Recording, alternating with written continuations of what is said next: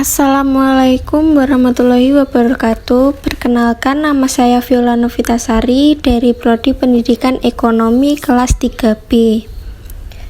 Baik, pada hari ini saya akan mempresentasikan hasil kerja saya pada mata kuliah evaluasi pembelajaran bab karakteristik model dan pendekatan evaluasi.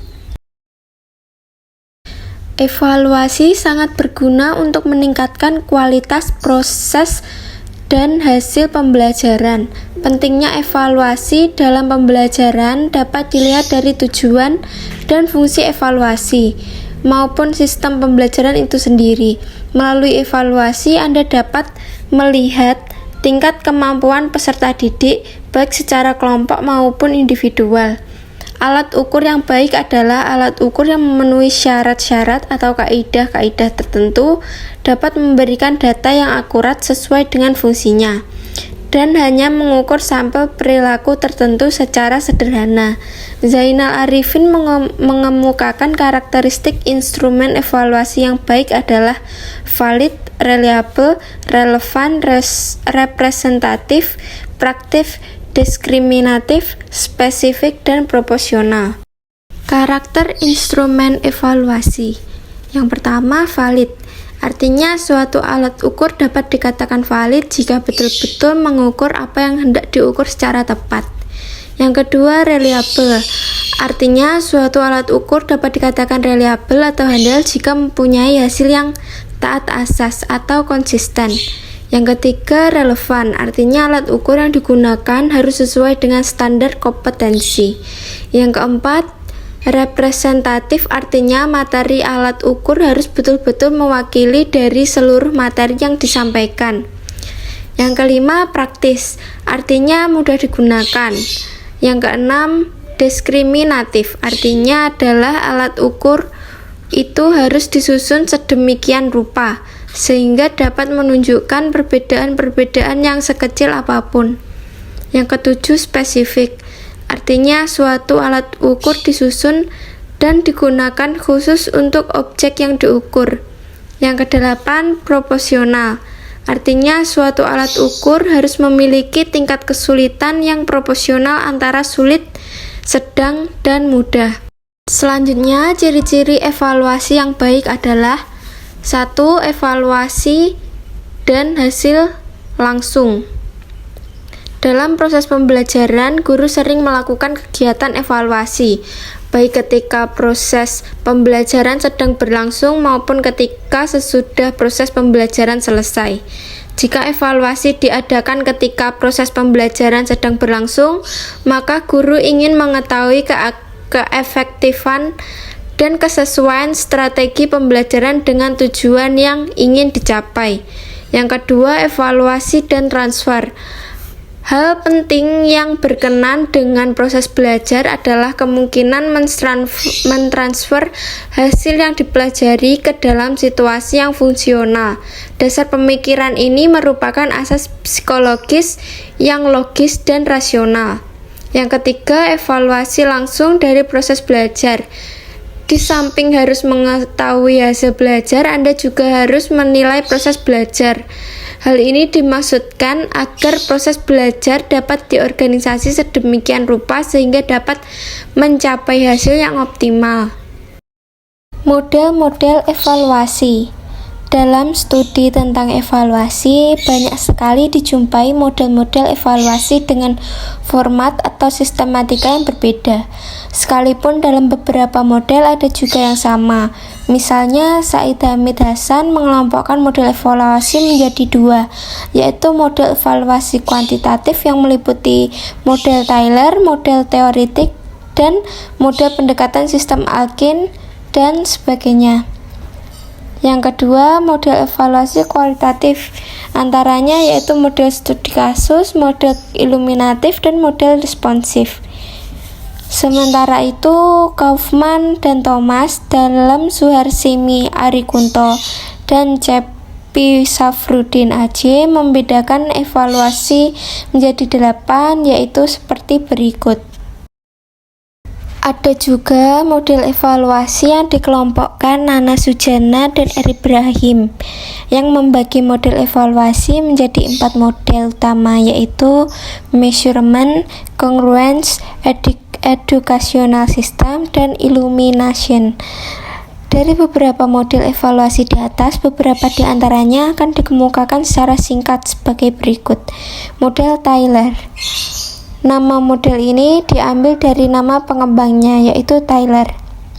Dalam buku Basic Principles, Taylor banyak mengemukakan ide dan gagasan tentang evaluasi. Menurut Taylor, ada 3 langkah pokok yang harus dilakukan, yaitu menentukan tujuan pembelajaran yang akan dievaluasi, menentukan situasi di mana peserta didik memperoleh kesempatan untuk menunjukkan tingkah laku yang berhubungan dengan tujuan, dan yang terakhir menentukan alat evaluasi yang akan dipergunakan untuk mengukur tingkah laku peserta didik. Yang kedua, model yang berorientasi pada tujuan. Sebelum KBK 2004, Anda mungkin pernah mengenal adanya tujuan pembelajaran umum dan tujuan pembelajaran khusus. Model evaluasi ini menggunakan kedua tujuan tersebut sebagai kriteria untuk menentukan keberhasilan. Evaluasi diartikan sebagai proses pengukuran hingga mana tujuan pembelajaran telah tercapai. Yang ketiga, model pengukuran. Model ini sangat menitik beratkan pada kegiatan pengukuran. Pengukuran digunakan untuk menentukan kualitas suatu sifat atau atribut tertentu yang dimiliki oleh objek, orang maupun peristiwa dalam bentuk unit ukuran tertentu. Yang keempat, model kesesuaian. Menurut model ini, evaluasi adalah suatu kegiatan untuk melihat kesesuaian atau congruence antara tujuan dengan hasil belajar yang telah dicapai. Yang kelima, educational system evaluation model.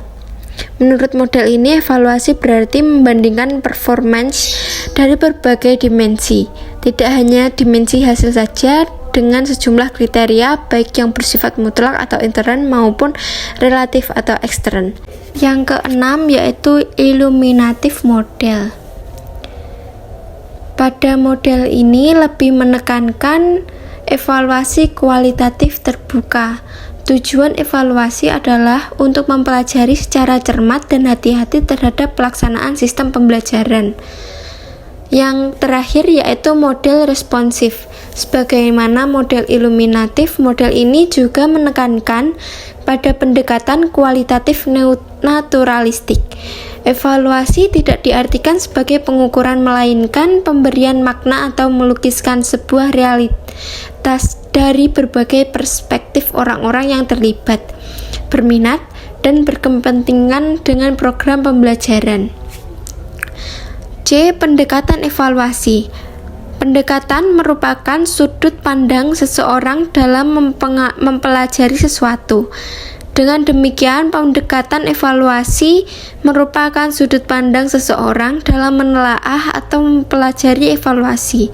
Dilihat dari komponen pembelajaran, pendekatan evaluasi dapat dibagi 2, yaitu pendekatan tradisional dan pendekatan sistem.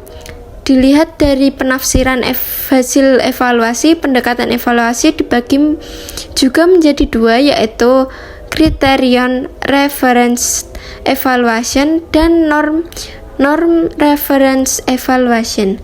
Komponen pembelajaran. Yang pertama, pendekatan tradisional.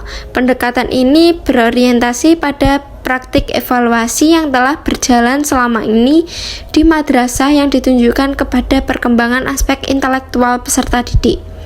Yang kedua, pendekatan sistem. Sistem adalah totalitas dari berbagai komponen yang saling berhubungan dan ketergantungan.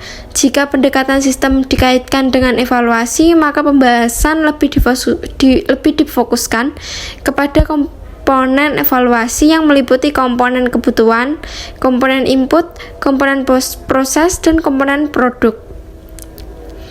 Dalam literatur modern tentang evaluasi, terdapat 2 pendekatan yang dapat digunakan untuk menafsirkan hasil evaluasi, yaitu penilaian acuan patokan dan penilaian acuan norma.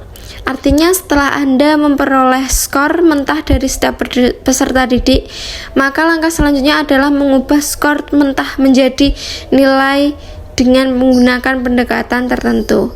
Selanjutnya, penafsiran hasil evaluasi. Yang pertama, penilaian acuan patokan atau PAP. Pendekatan ini sering juga disebut penilaian norma absolut. Jika menggunakan pendekatan ini, berarti Anda harus membandingkan hasil yang diperoleh peserta didik dengan sebuah patokan atau kriteria yang secara absolut atau mutlak. Yang kedua, penilaian acuan norma atau PAN. Salah satu perbedaan PAP dengan PAN adalah penggunaan tolak ukur hasil atau skor sebagai pembanding. Pendekatan ini membandingkan skor setiap peserta didik dengan teman satu kelasnya. Maka nilai dalam bentuk angka maupun kualifikasi memiliki sifat relatif. Sekian presentasi dari saya. Jika ada kurang lebihnya, saya minta maaf. Wassalamualaikum warahmatullahi wabarakatuh.